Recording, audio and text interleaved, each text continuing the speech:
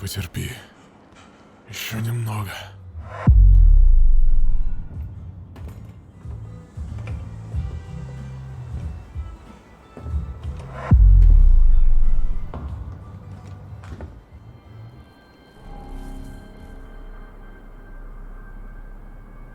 Тебе что-то надо? Херово выглядишь. Но я не в настроении на благотворительность, кто бы ты ни был. Да и к тому же сезон у меня не закрыт, так что... Что тебе нужно? Какого? Ты обзорщик? С кем ты там разговариваешь? Сейчас же уходите оттуда!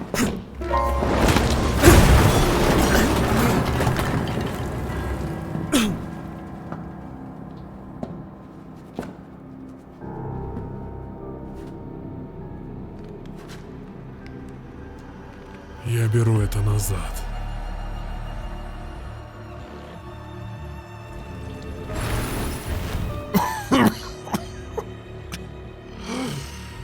У меня мало времени.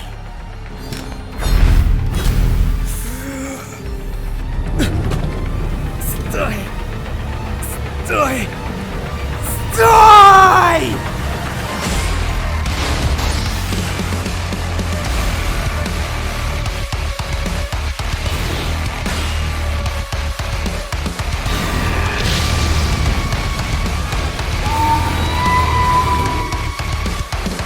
Не стану скрывать, спустя полгода после обзора третьего ребилда я успел соскучиться по прыгающим мехам на экране. Ну а судя по реакции на БНА, вы успели соскучиться по студии Trigger и их попыткам в который раз сделать свой Гуррен Лаганн. Что ж, звезды сошлись ровно год назад, когда на экранах впервые появился ProMar. И это не голубой экран, не для телека, старый добрый полный метр. Ключевой момент для студии, когда она, скажем так, может выкатить все свое достоинство в каждый кинотеатр страны восходящего солнца. Зачем откладывать неизбежное, подумал я и спустя 2 года сделал обзор.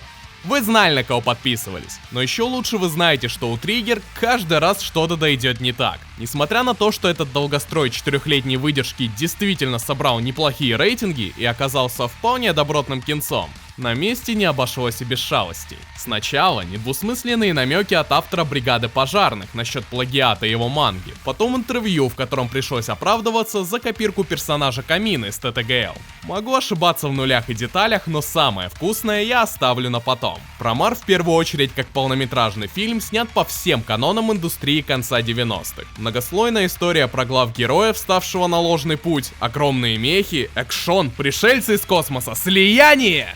Мы что, зашли на территорию Гайнакса? Еще, сука, как, и фильм прямо этого не стесняется. Триггер! Готовь зубы!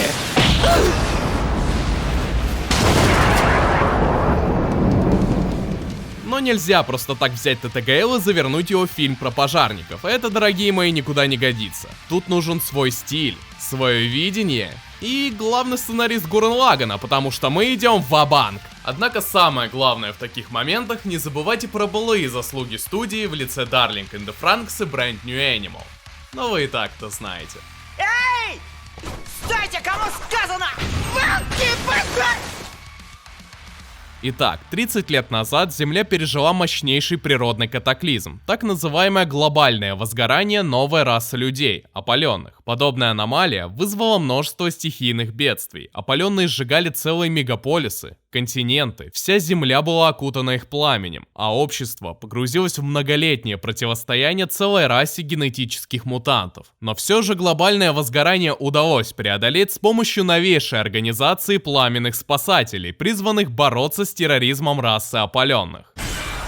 Пламенные спасатели. В одном из таких отрядов оказывается наш главный герой, пламенный красавчик в самом рассвете сил. Потеряв всех своих близких после выброса опаленного камина... Блять, напомните, как его зовут? Гало Тимос.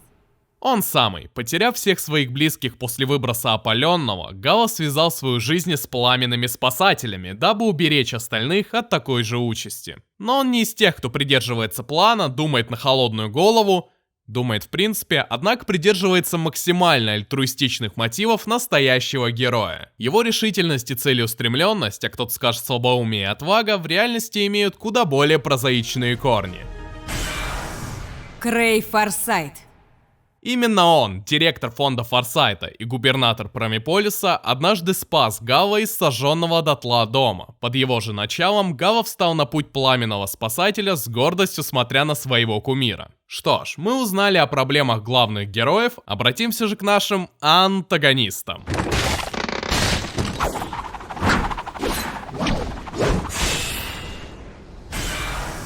Ультраопаленные.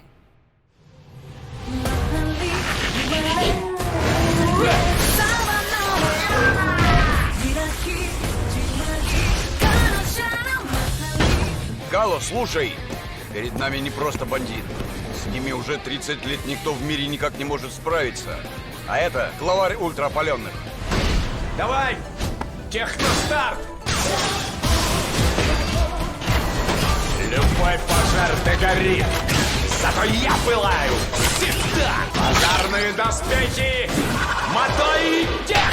Ну, в общем, да.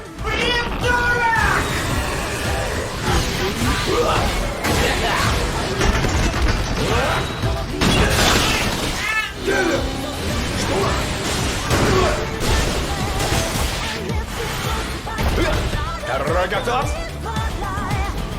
Главаря, ты чё расселся? Давай подеремся! 1 на 1!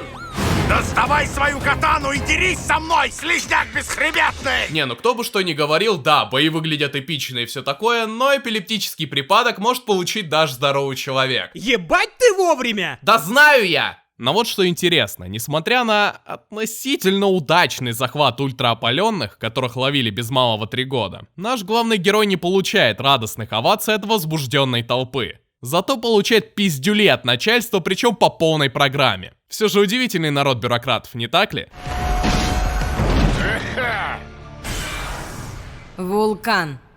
Полковник Вулкан, ака «Не сметь обсуждать приказы начальства!» становится собирательным образом всей той гыбни, которая яро сквозила в последних тайтлах от Trigger. Да, я говорю про те самые расстрелы вне очереди за попытку сыграть свадьбу и многовековую сегрегацию просто потому что. В общем, все как мы любим. Ты арестован за превышение полномочий. Чего? Ты проявил преступную халатность и будешь наказан. Преступники здесь опаленные, я ведь их просто задержал. Оправдываться будешь перед судом.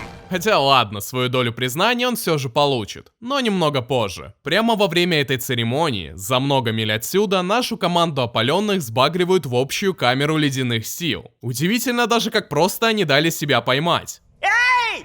Стойте, кому сказано! Волки базар! Лео Фортия.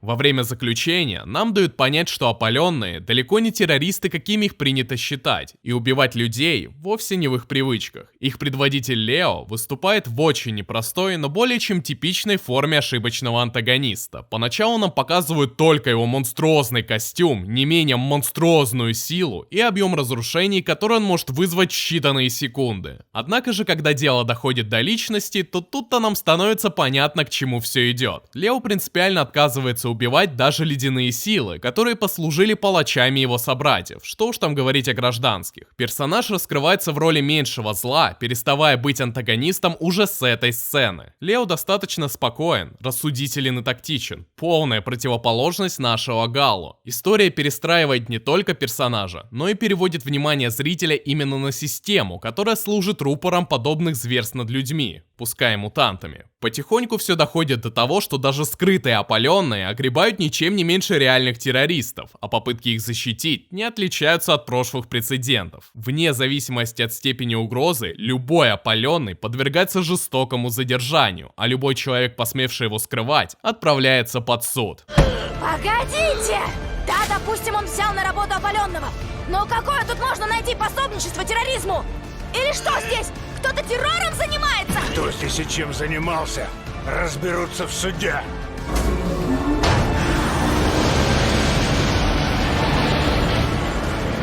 Остается еще столько неотвеченных вопросов. Как и кому потребовалось прессовать Галу с самого верха? Почему ультраопаленным дают так просто уйти И когда ты сделаешь обзор на Кагую? Ну, когда-нибудь. Самовлюбленный пиздобол! Судьбоносная встреча двух сторон конфликта совершенно случайно происходит у любимого озера Гало, где тот периодически спускает пар. Гало хоть и показывал себя только со стороны придурковатого героя, шилом в жопе. Однако в приступе несправедливости системы он все же способен брать себя в руки, дабы не подставлять остальных сослуживцев. А с некоторыми сослуживцами вроде Айны можно еще и любовную линию замутить. Нет, мы все знаем, чем эти поцелуи заканчиваются! Не лезь, дебил, они прокляты!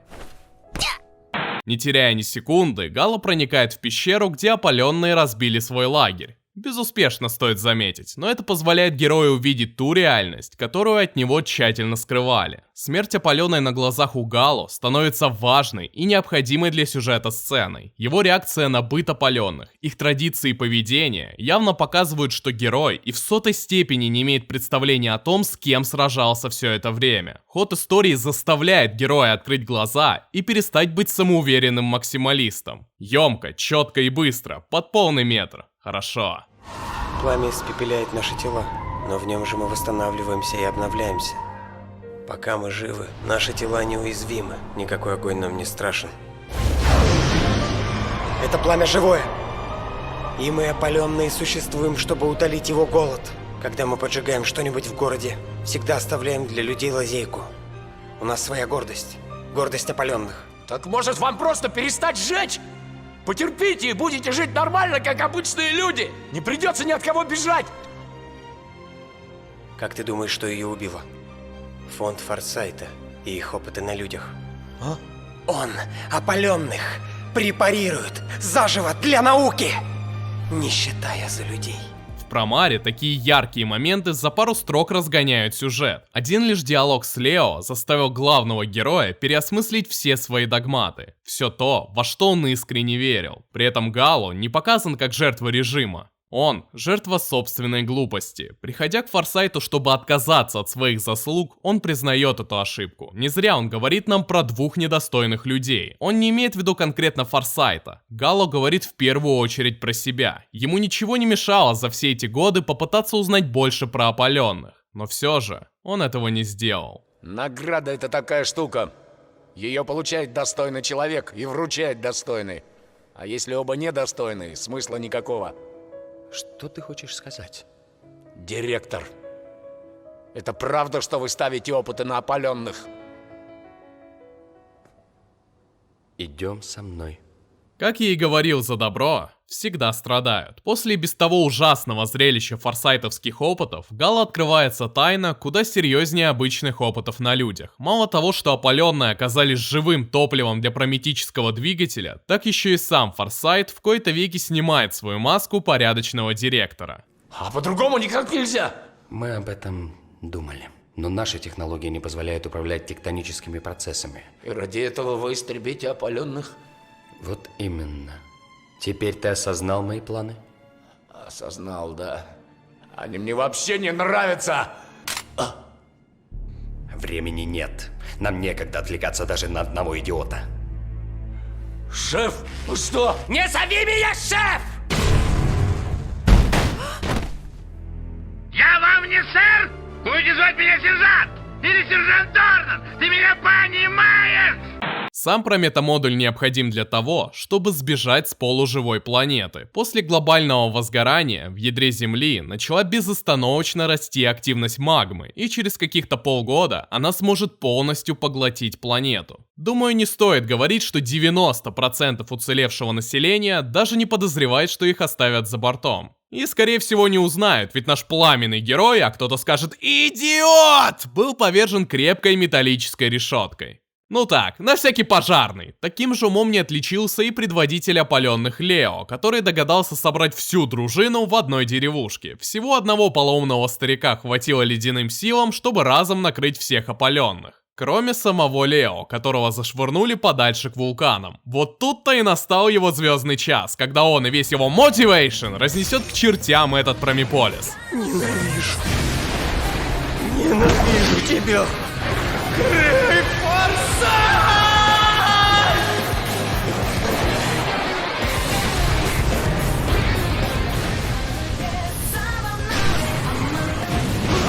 Слушай меня, Крейг Форсайт. Сейчас же, как можно быстрее освободи всех опаленных, иначе я испепелю твой Промеполис! Больше не жди пощады! Этот импульс, запущенный захватом всех опаленных, необходим для доведения героя до той самой точки кипения, когда пред нами предстает уже не спокойный рассудительный лидер, а настоящий неконтролируемый дьявол. Лео Фортия вышел самым качественным героем именно потому, что зрителю показывают прогрессию его возможностей. Лучше всего любой персонаж себя показывает в ситуации аффекта. Ну, короче, когда фляга свистит. Вспоминая, чему нас учил величайший философ 21 века, Хаясака. В человеке борются оно, подсознание, и эго, сознание, определяя поступки. Тем самым, теряя контроль над собой, персонаж ведом исключительно своему подсознанию, показывая свои истинные желания. Хотя прежде, и даже в приквеле, парень железно стоял на том, что опаленные не должны никого убивать, дабы не порождать еще больше страха. Кого? Бригадир! Бригадир! Огонь! Огонь! Огонь движется! У тебя зад горит. О, ну хоть в чем-то мы с Гало похожи. В горящей жопе, да, потому что согласитесь, какой к черту это тайтл триггер, если в нем не объяснят все устройство этого мира прямо под конец фильма. Кто тебя звал?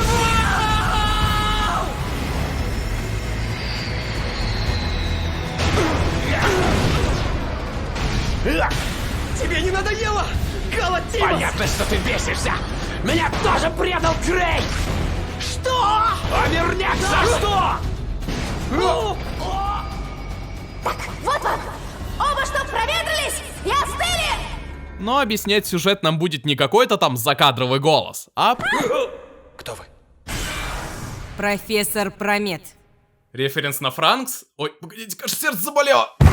Кроме шуток, профессор Промет в точности дает и повторяет доктора Франкса, вплоть до наименования переменных. У тебя бывало чувство дежавю? У тебя бывало чувство дежавю? У тебя бывало чувство дежавю? Дежавю? Нет! По чистой случайности, наши герои находят замороженную лабораторию Промета, где тот устроит, без шуток, презентацию по сюжету фильма. Суть в том, что промары, которых открыл профессор, оказались огненной формой жизни из соседней вселенной, которые в ходе аномалии переместились в ядро Земли. Опаленные, в свою очередь, это люди, способные входить с промарами в резонанс. Далеко не мутанты, как было принято, а всего лишь передатчики. То бишь, такие эмоции вроде боли и ненависти имеют обратную связь, от чего зависит само состояние ядра. Крей знал об этом, но не догадывался, как закрыть этот межпространственный разрыв. Вот и хорошо, профессор. Кто-то должен взять на себя ответственность за человечество. Если вы не готовы, это сделаю я. Собственно, вся функция этого персонажа и была в объяснениях. После он самоуничтожается, оставляя героям огромную меху Deus Ex Machina. Бог из машины. Это термин наподобие нашего рояля в кустах, так что с чувством юмора у Триггер все еще проблем нет.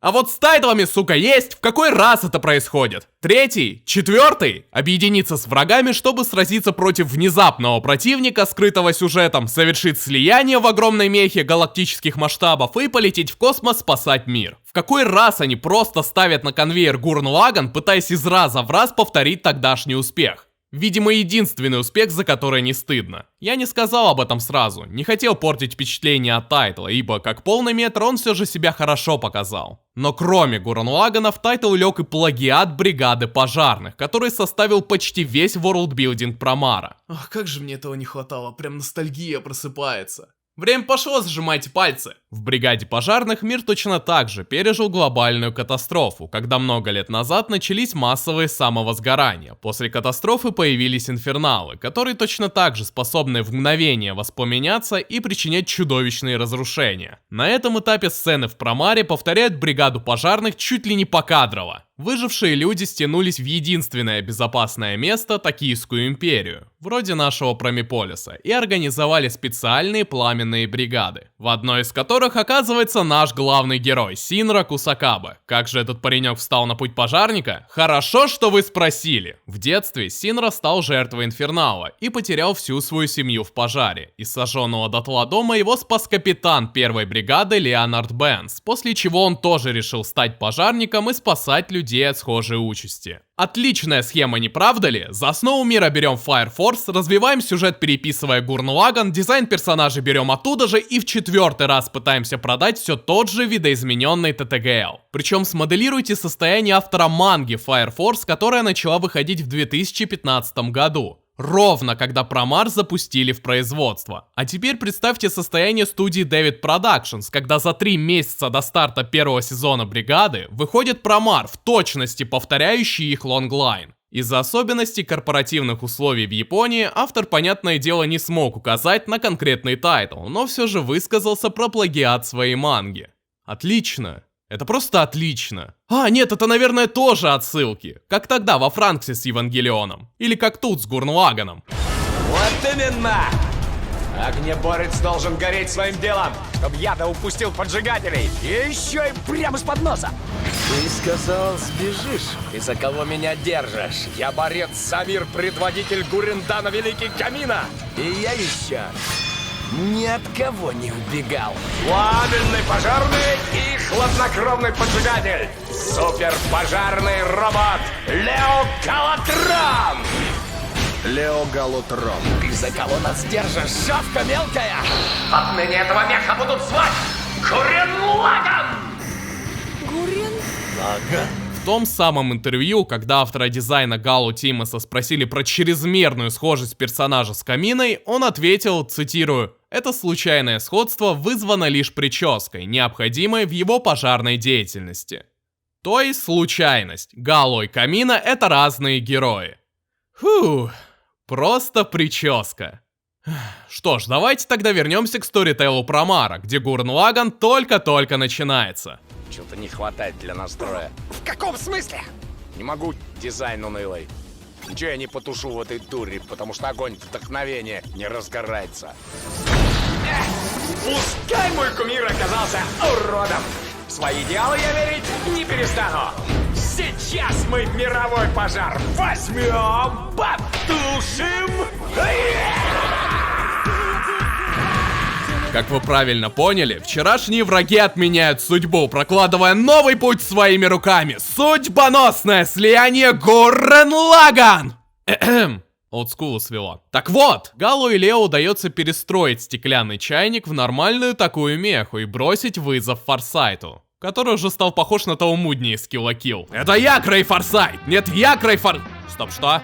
Говоря про самого Форсайта, его как антагониста не преподносят как зло, потому что зло. Пускай методы его агрессивные и топорные, но все же он неоднократно показывал свою искреннюю веру в то, что спасает человечество. Тут история выстраивает стандартный идеологический конфликт между теми, кто готов осознанно пойти на большие жертвы, и теми, кто не может позволить себе переступить этот моральный порог, какая бы там цель ни была. Но этот нарратив с проблемой вагонетки можно уловить реально просмотра с 3-го, потому что Крей Форсайт при всех его вроде как благих целях ведет себя как типичный шаблонный антагонист, которому просто в прикол делать что-то плохое, потому что он, сука, может. Это что? Тебя уже ничто не спасет!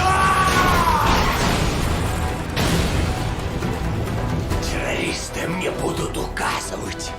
Получай! Лучше бы за это время и деньги ты придумал бы способ, как отсудить магму! Был бы способ, никто бы никуда не летел. Тебе что, не имется погубить человечество?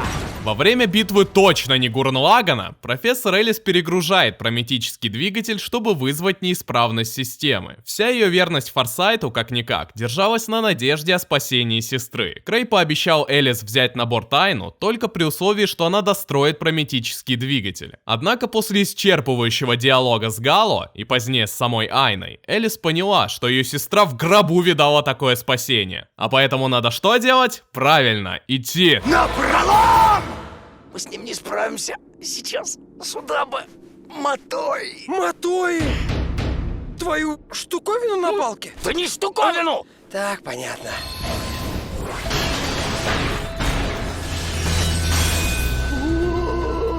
Эта палка ничто.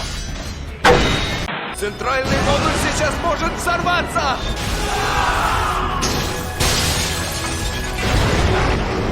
Что?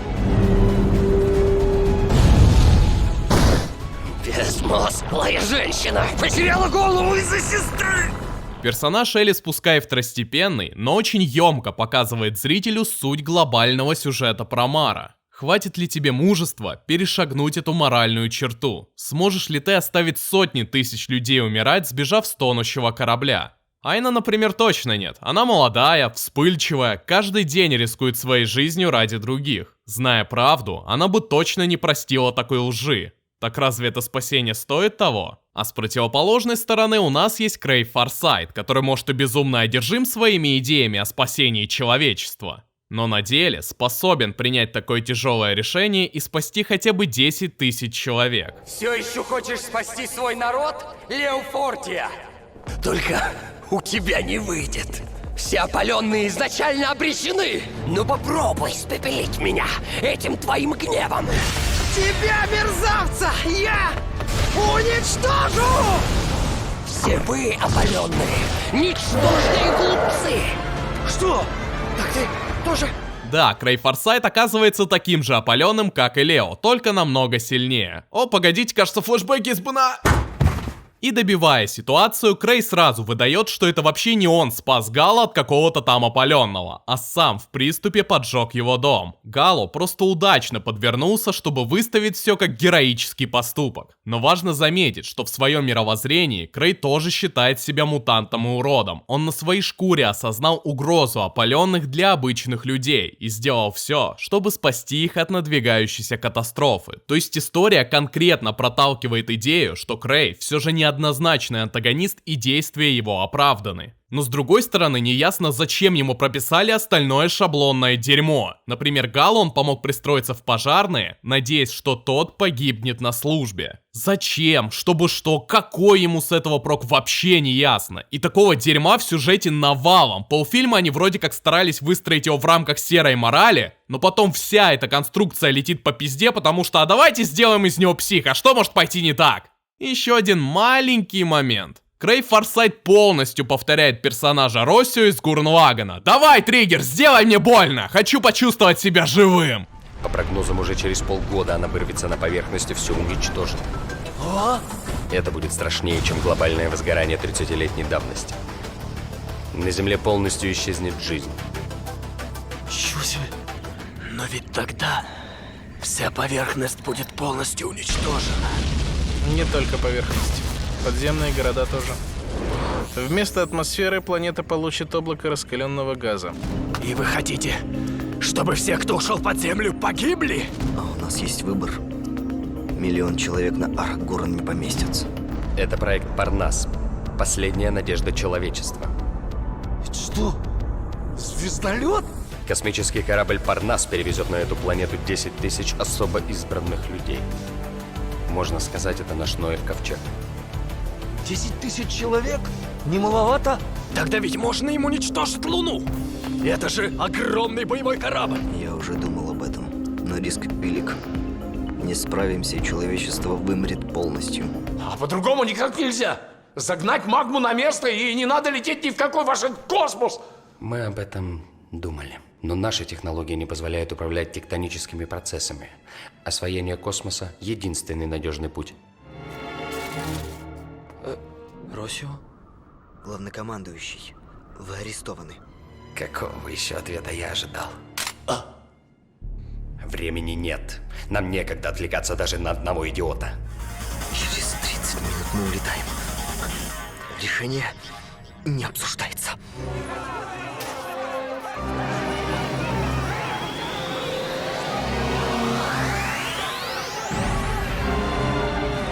Тогда срочно берем на борт всех избранных и оставляем остальных снаружи. Приготовить Парнас к взлету. Да?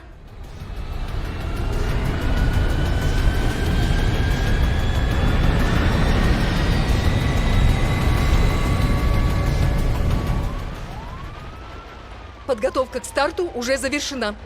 Запустить прометический двигатель. А не многовато ли отсылок? Или переписанный сюжет это типа тоже отсылка? Я просто путаюсь. Ну или опять отсеялся. Что меня поражает, даже в рамках одного коротенького фильма Триггер ни разу не изменили своим традициям и понапиздили практически столько же, сколько пиздили для Франкса. Их наглость вкупе с некомпетентностью вызывает у меня истинное восхищение. Так усердно запихивать в полуторачасовой фильм плагиат двух принципиально разных тайтлов могут только они. И да, чуть не забыл. Это что, Рамилос? Ай, больно же!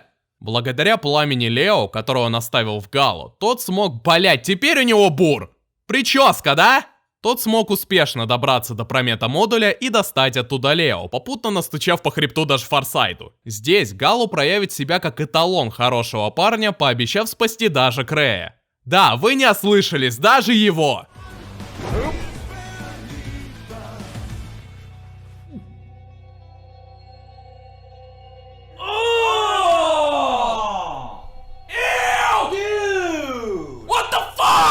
Ну а раз взялись за Гуррен Лаганн, то пускай фляга свистит до самого конца, когда они уже в облике Тенген Топа Мега Гуррен Леотрона закрывают межпространственный разлом.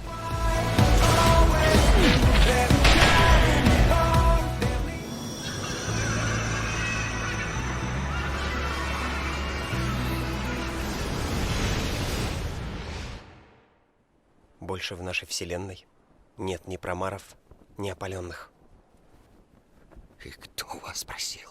Интересно, что бы сказал Камина на моем месте? Ах, да, готовь зубы! Во-первых, что бы я ни говорил про Триггер и их пристрастие копировать все, до чего руки дотягиваются, при первом просмотре я кайфанул. Промар это добротный полный метр, с отличным музыкальным сопровождением, с эффектными боями, с добротным таким пафосом и громкими речами. В отличие от прошлых тайтлов Триггер, вспоминая обзор БНА, здесь же каждый кластер истории чувствуется законченной и четко сформулированной аркой, без дыр и хватаний за голову, а как же то, а как же это. Про одних забыли, у других биполярка, третий это вообще кто? Безусловно, у тайтла, как и у любого аниме, есть условности, но в полете динамики сюжета они не бросаются в глаза. В Промаре авторы наконец избавились от обузы в виде героев, которые сами не могут объяснить, зачем они делают то, что делают. Ранее героев могли плашмя прикладом бить и трижды смешать с дерьмом, через серию они про это не вспоминали. Но в Промаре такие герои, как Галу и Айна, не терпят даже минимальных манипуляций и лжи со стороны близких людей. Промар отлично держится как история, сторител не имеет ничего лишнего. За пару сцен тайтл способен показать основную проблему протагониста, задать импульс конфликту и за следующую же сцену полностью этот конфликт раскрыть. Помимо того, в пару-тройку сцен укладывается примерное понимание бытового поведения героев. Тайтл очень емкий и от этого невероятно приятный для просмотра. Каждая сюжетная линия стоит на своем месте, прямо связывая героев общими мотивами. Но все же проблемы есть. Их до хера. Галу как главный герой в итоге даже трети своего потенциала не показал. Половину экранного времени он толкает громкие речи, а остальное время его окунают головой в грязь. Проникнуться им невозможно, потому что громкий не значит харизматичный. Он мало взаимодействует с героями. Половина его текста это самолюбование. Он не может зарядить зрителя так же, как Камина, потому что подход героя Камины был каждому индивидуален. Камина мог показать отличительные лидерские качества, мог воодушевить даже когда все было почти потеряно. Он не был сольным игроком, он верил в себя, потому что верил в своих братьев по духу. К тому же он не был бесстрашным эталоном супергероя, как Галу. Камина тоже боялся, тоже любил, тоже показывал слабость. Триггер со своим безупречным Галу и близко не смогли сделать своего Камину. Это даже забавно, учитывая, что главный герой в точности повторяет характер и заскоки Камины. Точно так же и Форсайт. Да, на фоне своего последователя Алана Сильвасты, Форсайт явно не просто так сидит на своем месте. Все его заслуги в виде прометамодулей, создания уникальных огнеупорных материалов и постройки Парнаса, пускай украдено у профессора, но конкретно обосновывают его положение.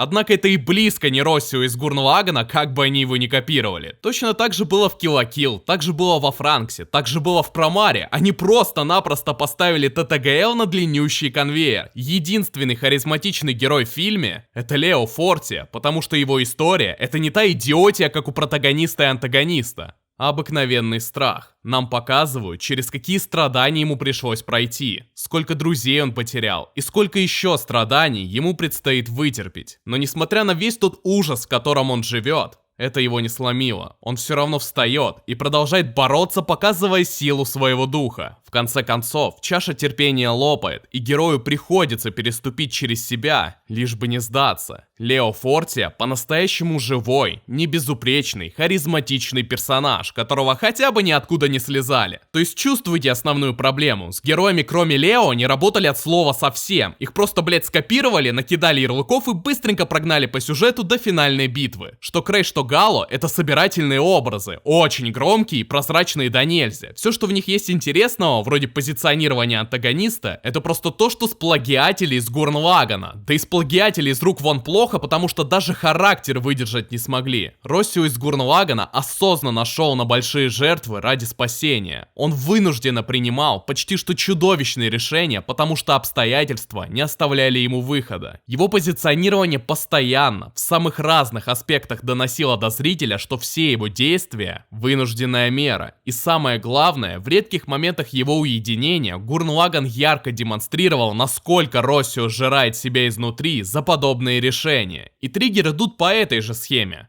Ровно до середины, когда решают, что Форсайт должен стать психопатом, и вся конструкция с Гуррен Лаганна летит по пизде. Причем в этот раз тайтл не просто сплагиатели. Его фактически сшили из двух других. Первая половина фильма почти что полностью бригада пожарных. Построение мира, предыстория героя, даже сцены один в один. Вторая половина фильма чистейший Гуррен Лаганн, не только сцена в сцену. Слово, сука, в слово. Я уже не говорю про топливо, уничтожающее землю, схожие дизайны второстепенных персонажей, дизайн роботов, потому что это уж совсем мелочи. К моменту Промара фляга, видимо, начала свистеть по полной, ибо тайтл вышел даже менее оригинальным, чем милый во Франксе. Да даже концовка тут это какой-то маразм. Во Франксе хотя бы давали понять, куда лететь, кому бить зубы и зачем. Здесь это просто. Крея надо остановить, иначе земля погибнет. Но как ядро охладить, я не знаю, на месте разберетесь. И по итогу вся концовка происходит каким-то абсолютно абстрактным образом. Даже не сила спирали, а какое-то божественное вмешательство. Причем обыгранное самым откровенным роялем, который сами же выстебали. Типа это работает так, что если вы смели рояль, то это не рояль, а такая тонкая шутка.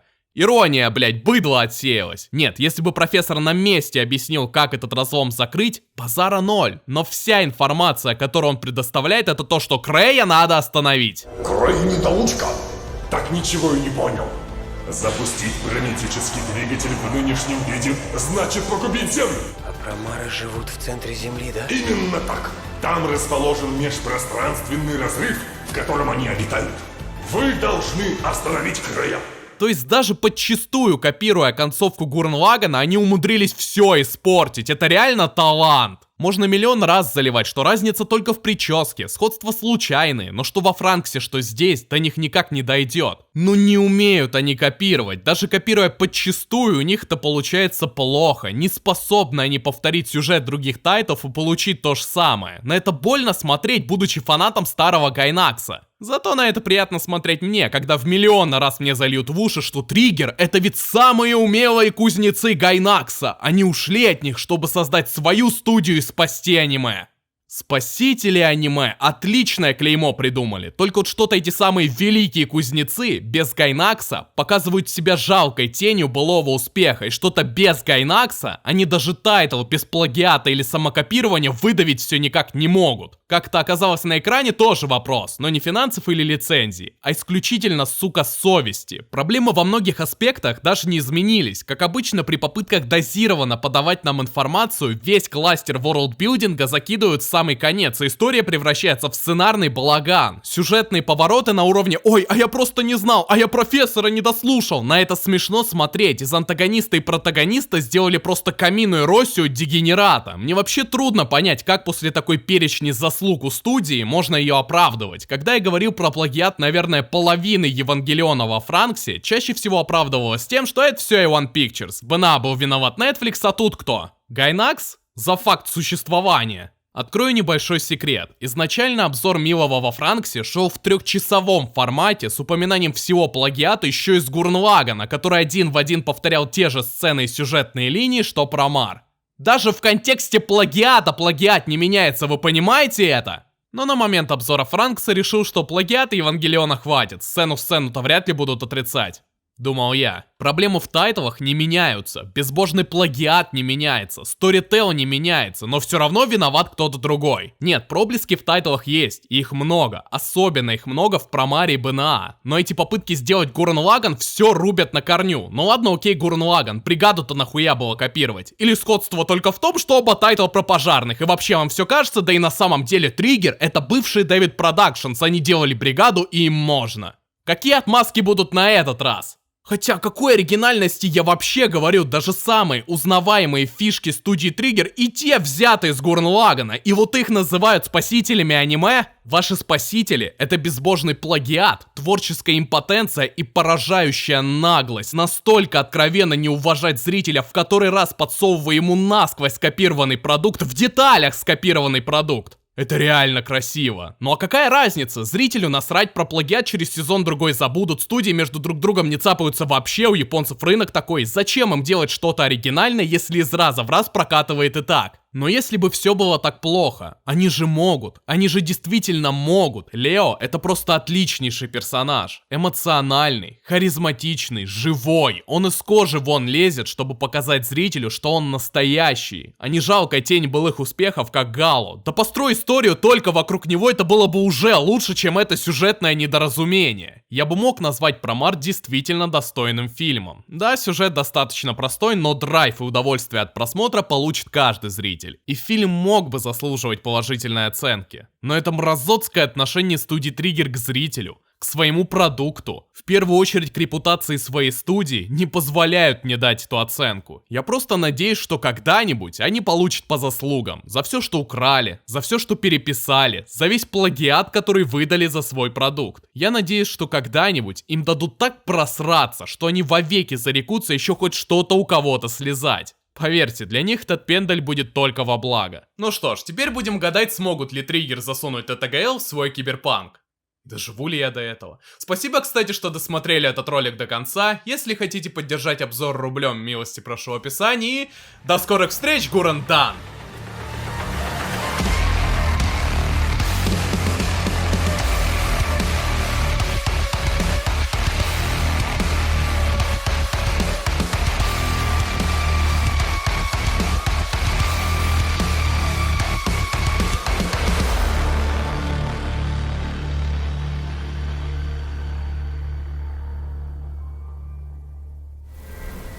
Ты берешь это назад? Да. Пизда!